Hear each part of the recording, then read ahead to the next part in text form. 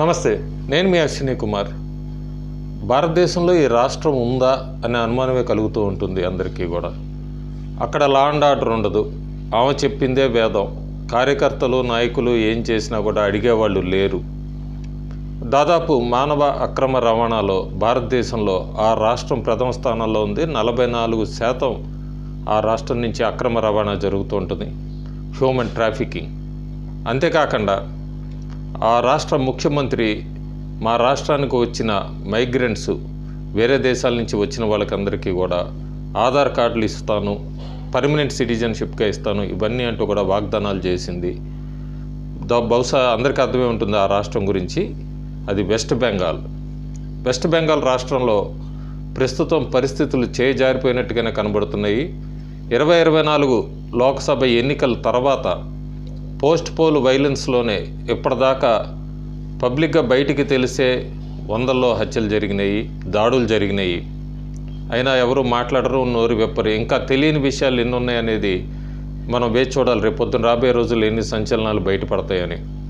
ఇక్కడ ముఖ్యంగా ఏకఛత్రాధిపత్యం మమతా బెనర్జీయే, టీఎంసీ గూండాలు ఏం చేసినా కూడా అడిగేవాళ్ళు లేరు. నడి రోడ్డు మీద మహిళల్ని చితకబాదిన, లేదా వ్యవస్థను చేసిన, లేదా వేరే పార్టీకి ఓటు వేశారు, వేరే పార్టీ అన్నా కూడా వెస్ట్ బెంగాల్లో ముఖ్యంగా టీఎంసీకి మెయిన్ అపోజిషను భారతీయ జనతా పార్టీయే. ఎందుకంటే కాంగ్రెస్, సిపిఐ, సిపిఎం అన్నీ కూడా ఇప్పుడు ఒకటే, కాంగ్రెస్ కూటమే. బయటికి అక్కడ వెస్ట్ బెంగాల్లో వాళ్ళు పోటీల్లో ఉన్నా కూడా వాళ్ళ టార్గెట్ అంతా భారతీయ జనతా పార్టీయే. కాకపోతే ఇప్పుడు 2024 జూలై పరిస్థితులు బట్టి అక్కడ రాష్ట్రంలో జరిగిన ఉప ఎన్నికలు దాదాపు 4 స్థానాల్లో జరిగినాయి. 4 స్థానాల్లో 3 ఎమ్మెల్యేలు బీజేపీ తరఫున గెలిచి తర్వాత టీఎంసీలోకి వెళ్ళారు. ఏదైనా కూడా 4 స్థానాల్ని టీఎంసీ గెలుచుకుంది అక్కడ. దీన్ని బట్టి ఏమర్థమవుతుంది, క్లియర్ కట్గా భారతీయ జనతా పార్టీ వెస్ట్ బెంగాల్లో డిక్లైనింగ్ అని చెప్పచ్చు మనం.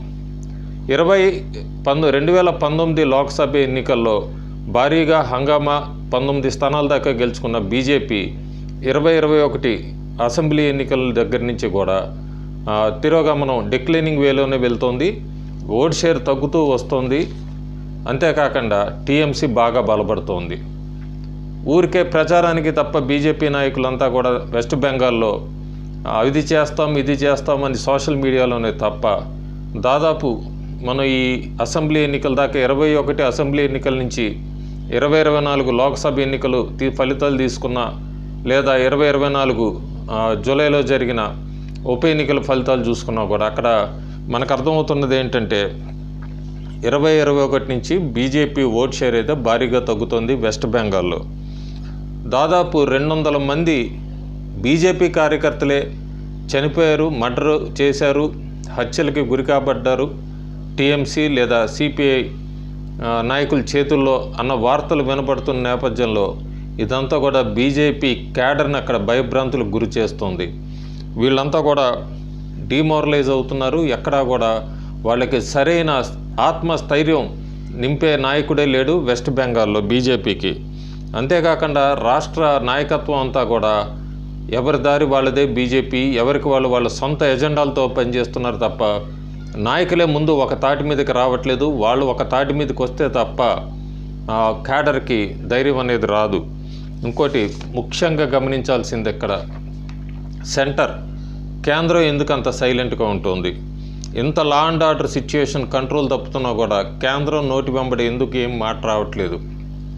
అమిత్ షా 2021 అసెంబ్లీ ఎన్నికలు భారీగా ప్రచారానికి వెళ్ళారు, రోడ్డు షోలు నిర్వహించారు. కానీ ఆ తర్వాత ఎందుకు అంత వెస్ట్ బెంగాల్ మీద ఫోకస్ పెట్టట్లేదు? జేపీ నడ్డా పరిస్థితి ఏంటి? ఆయన కూడా హంగామా చేశారు అసెంబ్లీ ఎన్నికల్లో, లోక్సభ ఎన్నికల్లో కూడా చాలా ప్రగల్భాలు పలికారు. కానీ ఇప్పుడు ఏం మాట్లాడట్లేదు. దీనికి కారణాలు ఏంటి? అంతేకాకుండా ముఖ్యంగా అసలు ప్రస్తుతం వెస్ట్ బెంగాల్లో బీజేపీ మళ్ళీ మామూలు స్థితికి రావాలంటే కేంద్ర నాయకులంతా కూడా పూర్తి ఫోకస్ పెట్టకపోతే 2019లో గెలిచింది గత చరిత్రగానే మిగిలిపోతుంది వెస్ట్ బెంగాల్లో తప్ప బీజేపీకి చెప్పుకుంటానికి ఏం మిగలదు రాబోయే రోజుల్లో. త్రిపుర లాంటి రాష్ట్రంలో 0 నుంచి మేము అధికారంలోకి వచ్చామనో ఇలా చెప్పుకుంటానికి పేపర్ స్టేట్మెంట్లకే తప్ప వెస్ట్ బెంగాల్లో ఇమీడియట్గా బీజేపీ క్యాడర్కి మోరల్స్ నింపకపోతే క్యాడర్ చల్లా చెదురవుతుంది.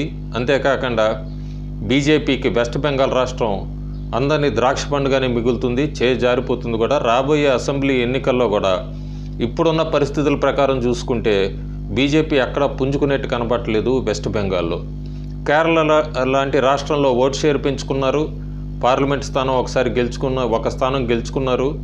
కనీసం అలాంటి రాష్ట్రంలో ఒక అడుగు ముందుకేశారని చెప్పుకుంటున్న భారతీయ జనతా పార్టీ వెస్ట్ బెంగాల్లో పబ్లిక్గా ఎంత ఘోరాలు ఇవన్నీ కనబడుతున్నా కూడా ఎందుకు మాట్లాడట్లేదు? లేదు, బీజేపీ కేంద్ర నాయకులు ఎవరు కూడా వెస్ట్ బెంగాల్ని ఎందుకు పర్యటించట్లేదు?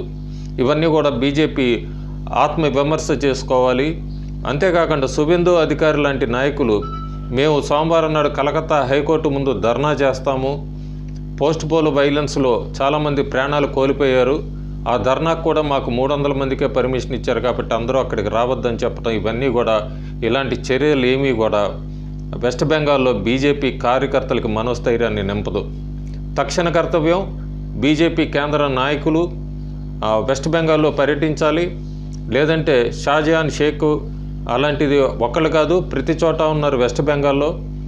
ఇల్లీగల్ మైగ్రెంట్స్ మీద ఎప్పటి నుంచో కంప్లైంట్స్ ఇవన్నీ వస్తున్నా కూడా, హ్యూమన్ ట్రాఫికింగ్ మీద కంప్లైంట్స్ వస్తున్నా కూడా కేంద్ర హోంశాఖ కూడా ఎందుకు చర్యలు తీసుకోవట్లేదు?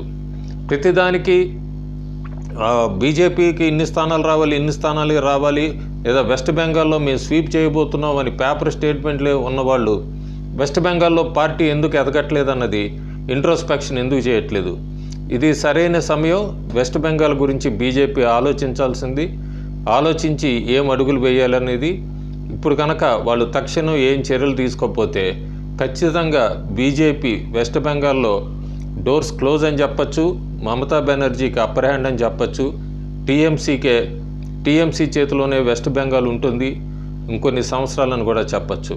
ఇక ఆ నిర్ణయాన్ని బీజేపీ నాయకత్వానికే వదిలేద్దాం. Thank you.